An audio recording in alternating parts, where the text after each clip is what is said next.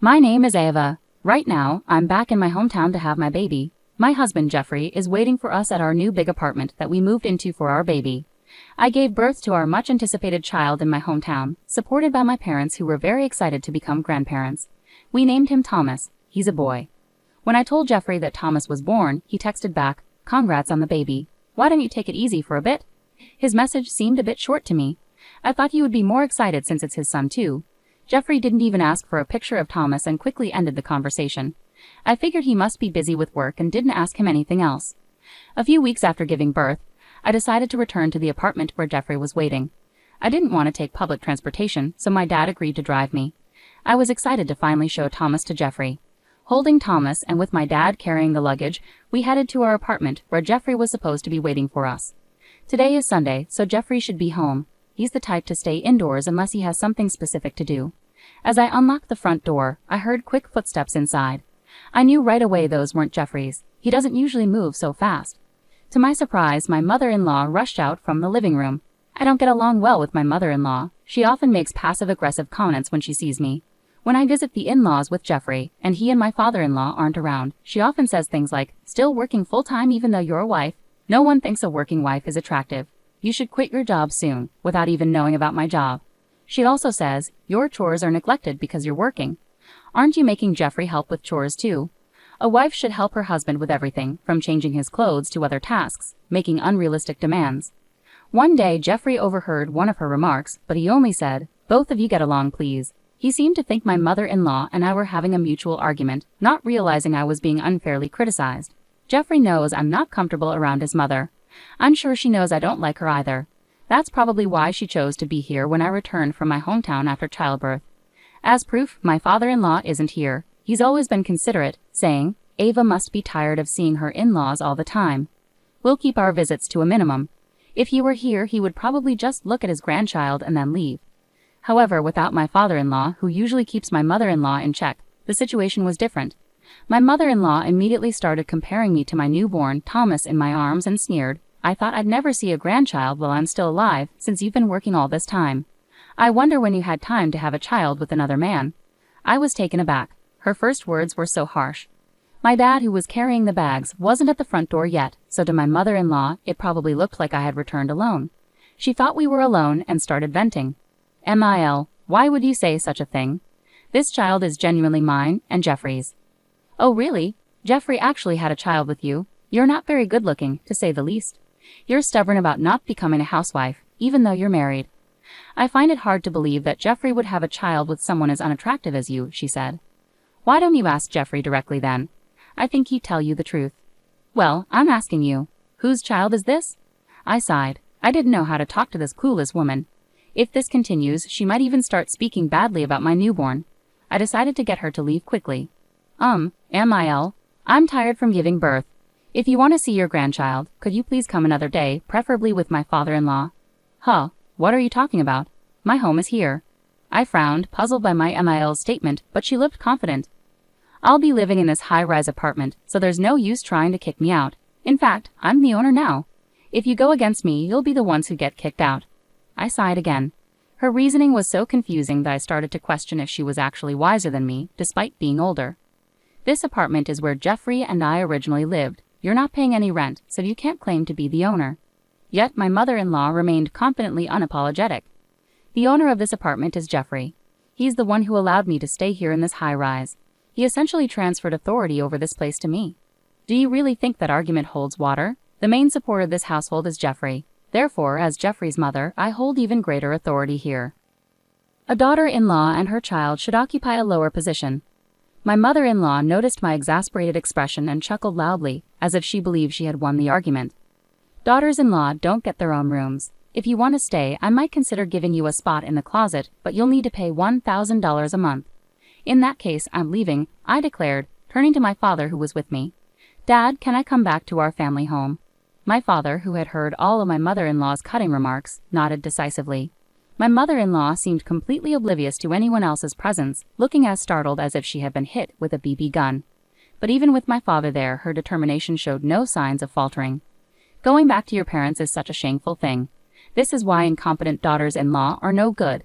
Get out of my sight with that child. I don't even know whose baby it is."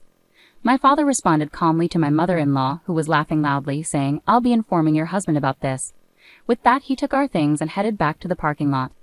My mother-in-law, seeming not to fully understand the situation, yelled after us from the doorway, laughing scornfully. "What's telling my husband going to do?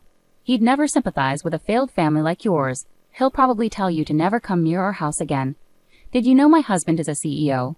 Why would he bother with a family when we don't even know what kind of job you have? We live in completely different worlds. If you understand, then just leave." Her laughter followed us all the way to the parking lot, showing little concern for the neighbors. My father and I sighed as we got into the car. "I knew you weren't getting along with your NIL, but I had no idea she was that awful," my father said. "Right? She acts so nice in front of Jeffrey and my father-in-law. I thought no one would believe me. I've only told Mom and Dad, but she's even worse than I described, isn't she?" "Yes, indeed." My father drove us back to our family home. During the drive, I called my mom. She was worried and urged me to be cautious and return safely. "Didn't seem like Jeffrey was around, but do you think he agrees with my NIL's behavior?" my dad asked. I shook my head, indicating I didn't know. I planned to contact Jeffrey soon, but before I could, Jeffrey called me. As soon as I answered, Jeffrey sounded frantic. "I heard you came back for a bit. Where did you go?" "I'm going back to my parents' home." "What?" "Jeffrey, earlier it seemed like you weren't at our apartment. Where were you?" "I went shopping because my mom asked me to. She wanted me to buy lobster for a fancy dinner tonight. I thought I sent you a message before I left, mentioning what time I'd be at the apartment today. I thought you read it." "Why did you prioritize shopping over being here?" "It was my mom's request." "You could have at least told me you were going shopping, couldn't you? Why didn't you contact me until now?" Jeffrey was at a loss for words hearing my questions. This is typical of him.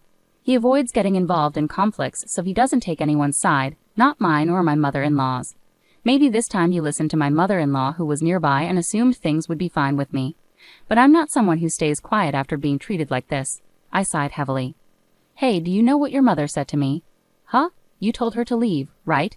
She came over to help with household chores while you were away." "It was your mother who told me to get out. Specifically, she said our son isn't yours, Jeffrey, and that there's no place here for a daughter-in-law. So she'd rent out a closet for $100 a month. She said a lot of hurtful things."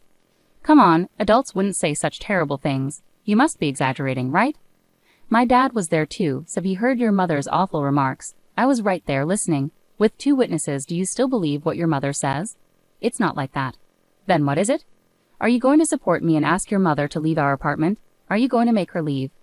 At my firm tone, Jeffrey fell silent.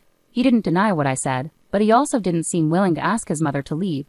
Even though our child's paternity was questioned, Jeffrey didn't seem to fully understand the gravity of the situation. I was stunned by his lack of awareness. "I see. I'll leave then, and both you and your mother should leave too. I'll start the process to end the lease immediately." "What?" Jeffrey exclaimed in shock from the other end of the phone. "Did you forget that the apartment is in my name? And haven't you told your mother that I earn more than you? She keeps pressuring me to quit working and be a housewife. I've had enough. How long will you let your wife endure such verbal abuse?" "Wait, please wait. We finally got this high-rise apartment. Don't just end the lease like that. It's a waste." "A waste? Is that all you can say? Do you think you can keep living there after evicting the landlord, which is me? I didn't evict you. You're allowing your mother, who kicked me out, to roam free.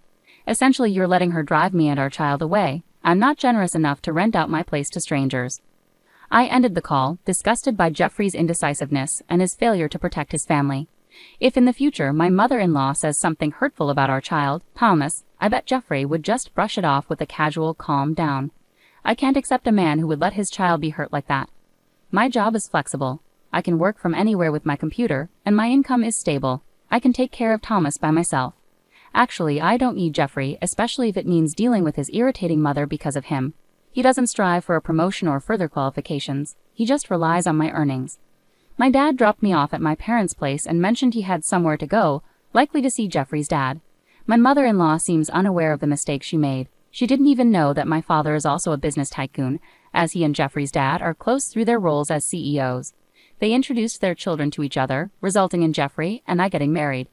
It seems my mother-in-law either didn't care or wasn't informed, as she acted like she had no idea my dad was a CEO too.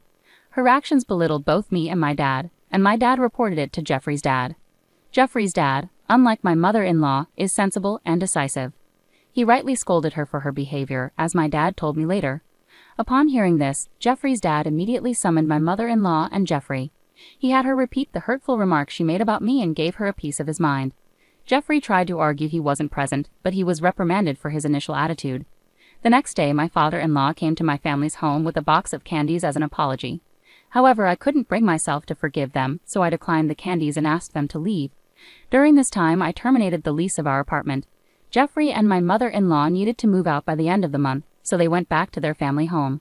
They kept apologizing, but I pointed out, "You're only apologizing now that you realize the consequences for yourselves," and sent them away.